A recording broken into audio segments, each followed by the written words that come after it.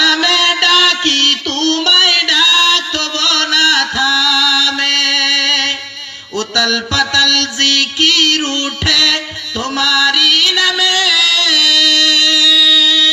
কত নামে ডাকি তোমায় ডাক তবু না থামে, নয়ন মাঝে বাসে কত তোমার নামের নকশা, নয়ন মাঝে বাসে কত তোমার নামের নকশা, গাই গুণগান তুমি মহান তোমারি প্রশংসা, গাই গুণগান তুমি মহান তোমারি প্রশংসা, ও জাহানের মালিক তুমি দু জাহানের বাদশাহ, ও জাহানের মালিক তুমি দু জাহানের বাদশাহ, গাই গুণগান তুমি মহান তোমারি প্রশংসা, গাই গুণগান তুমি মহান তোমারি প্রশংসা।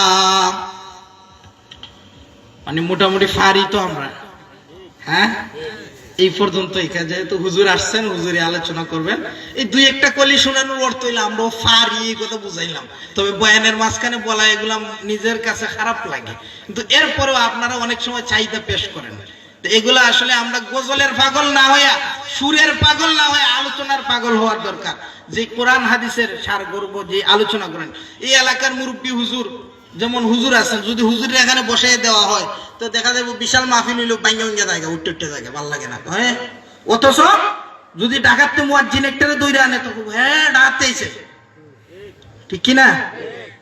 এইগুলা বাদ দিতেই। আমরা নিজের সবকিছুর বেলায় বুঝি দেশি মুরুগের দাম বেশি, দেশি মাছের দাম বেশি, দেশি আলিমেরও দাম বেশি। জুড়ে দেন। এজন্য স্থানীয় উলামায়ে কেরামদেরকে আমরা মূল্যায়ন করবো ইনশাআল্লাহ। আল্লাহ আজকের এই মাহফিলকে কবুল করুন, হুজুরকে বসিয়ে রেখে